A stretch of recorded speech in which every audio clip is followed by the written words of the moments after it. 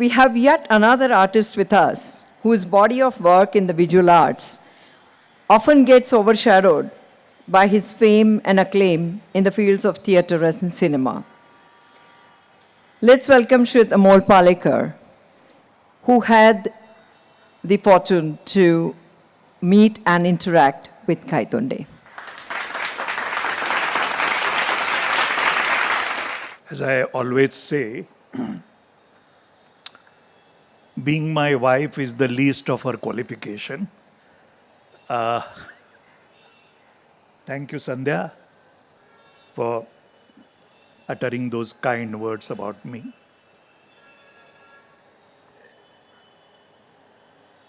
आणखी एक माझ्यापेक्षा अनेक ज्येष्ठ वयानीच नव्हे तर कर्तृत्वानी असे लोक आत्ता जे आपल्याबरोबर संवाद साधून गेले, त्यांच्यामध्ये जी एक क्लॅरिटी आहे, माझ्या वाढत्या वयानुसार मला कबूल करायला पाहिजे की ती माझ्याकडे आता कमी होत चालली आहे. म्हणजे बोलता बोलता घरंगळत जाणं हे खूप सहजी होतं माझ्याकडून. तसं होऊ नये म्हणून मी मला जे म्हणायचे ते लिहून काढलंय आणि I will share that with you.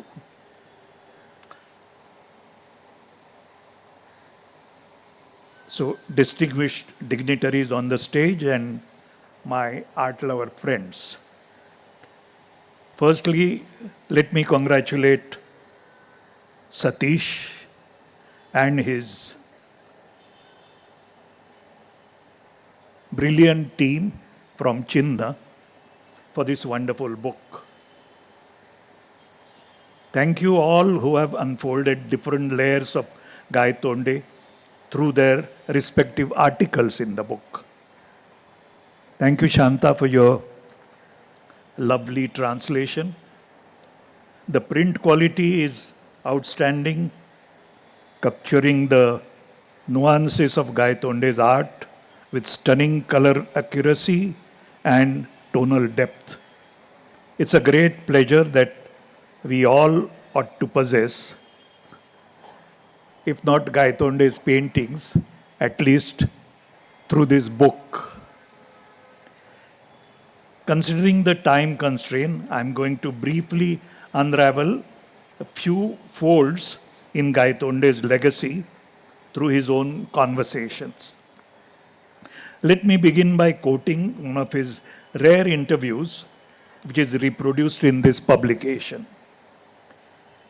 He says, "I was by nature aloof, reticent, and solitary.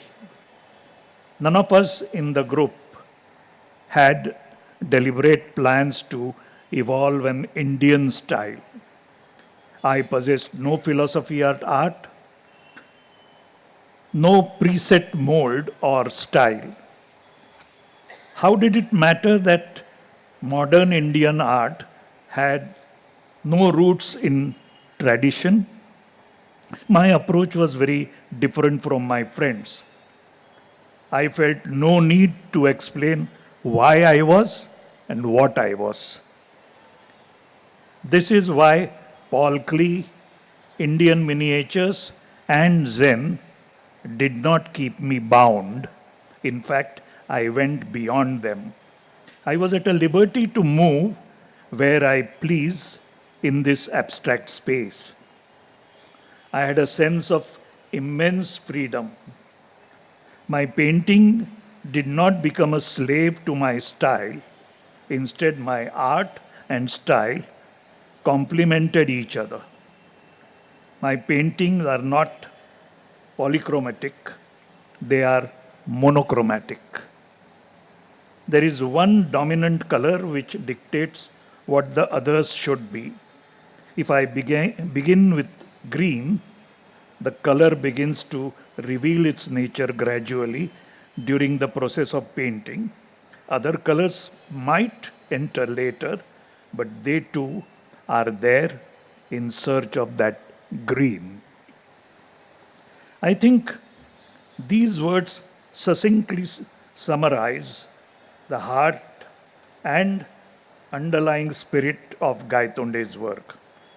All through his life, he yearned to achieve a state of trance for his art. Many have reiterated that Gaitonde would sit glaring at the sea for hours, or he was always lost in contemplation. Even after his accident, he spent almost 9 years gazing at a blank canvas. His pursuit, especially in his later stage, was spiritual. He would say, "It's not I who paint. The painting happens. It happens through me." In that sense, every painting is a self-portrait.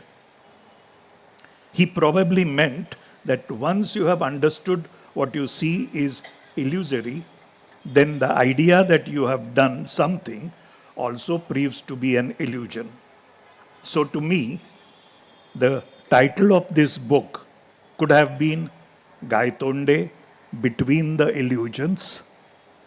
Yet, the present title, Gaitonde Between Two Mirrors, is very apt. In one of the dialogues he had with his guru, he mentioned that the painting is in painter's mind. The painter is in his painting. And that again is a painting. It's an endless process. Is this not standing between two mirrors and watching the long lines forming on both sides? I knew Gaitonde right from my 𝐤𝐴𝐺 School of Art days. His sister was in my class, though for a very brief period. Gaitonde never taught me any subject, but when he visited my fourth solo show at the Taj Art Gallery, it was a highlight. Typically, he reserved his comments on others' paintings. One of his students has mentioned an incident when he repeatedly asked for Gaitonde's opinion. Gaitonde said, "The paintings will sell, but there is no energy in them." Considering this background of his brutal frankness, you can imagine my panic state when he arrived at my show. When I went to greet and accompany him, he asked me to leave him alone. As he gazed at every artwork, I sensed deep absorption, as if he was fully immersed in the experience. Later, he summoned me to a particular painting, saying, "I like this one. It's lively." His words have stayed with me to this day. Another memory that stands out is Gaitonde's thoughtful comment on my play Gochi, which we performed at Saryuben and Vinod Bhai Doshi's residence, which a gathering of esteemed guests from diverse backgrounds. Gaitonde praised my directorial pursuit by saying, "Oh, I'm glad that the painter in you is still alive." Such moments are my treasured possessions, and hence I consider myself very rich. Apart from his fascination for abstraction, another aspect that resonates with me is his nonconformity towards the commercial world. He constantly advised his students not to go after money. Paint for the joy of it, he would insist. Despite facing financial challenges, he remained steadfast in his artistic vision, refusing to compromise to commercial pressures. He was very happy when his canvas fetched 800 rupees.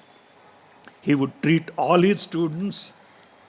He would buy clothes and eat mutton meat. Once there was a vacancy in one of the departments of JJ, I think portrait class. He refused to apply for the post because he did not wish to copy the realistic figure. He stood by his principle that anything I draw will come from my imagination. I won't copy what I see before me. Such was the extent of his ascetic pursuit. Just an extension of this, Dadiba Pandol's portrayal of Gaitonde is very poignant. As Gaitonde's gallerist, he mentioned that there was never a single conflict during the entire business relationship with Gaitonde. He had no expectations, no demands, and he did not set any price for his work. He was very short and curt in his business matters. His paintings used to arrive at the gallery maybe 6 or maximum 8 in a year, and the gallery used to send him a monthly check. It was as if Gaitonde never cared about his past work. Let me again quote Gaitonde on this. He says, I am interested only in the painting I have just finished and the one I am presently working on. I have nothing to do with the earlier works. It clutters up my space. Carrying them with me is a burden. They are over and done with. They are out of my system. I have no connection with them. As a painter, I cannot understand his aloofness from his own creation expressed through his lines. They are out of my system. I have no connection with them. His pursuit was indeed Zen. Vishwas Yande, who was a librarian at the JJ, was a close friend of Gaitonde. He had stated a very striking memory. Once he saw Gaitonde walking away carrying some 30-40 rolled up canvases. Yande asked him, where was he going with all those works? Gaitonde's reply was, my show just got over. I will throw these away. Where is the place to keep all of them? Thus, in a way, Gaitonde lived only in present. He did not wish to carry on the burden of the past, and yet, as I read the book, I noticed a striking paradox. Despite his desire to shed the burdens of the past, he carried the scars of his childhood bitterness throughout his life. Almost all acquaintances have shared stories about his troubled relationship with his father and the anger he felt towards his mother for not intervening. Maybe he became who he was because of those scars. Why was he consumed by his past? This question has always disturbed me.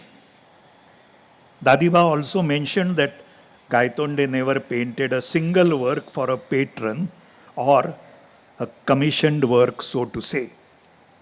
Though he earned his living from his art, he painted only when he wanted and only what he wanted. Such enormously commendable values he had. It's not often that an artist's persona resonates with you as deeply as his artistic legacy. To me, he was just as awe-inspiring as his breathtaking spacescapes. I am delighted that we are honoring Gaitonde's contribution on the occasion of his birth centenary. I am grateful for your attendance as we celebrate the life and works of this legendary phenomena called Gaitonde. Thank you.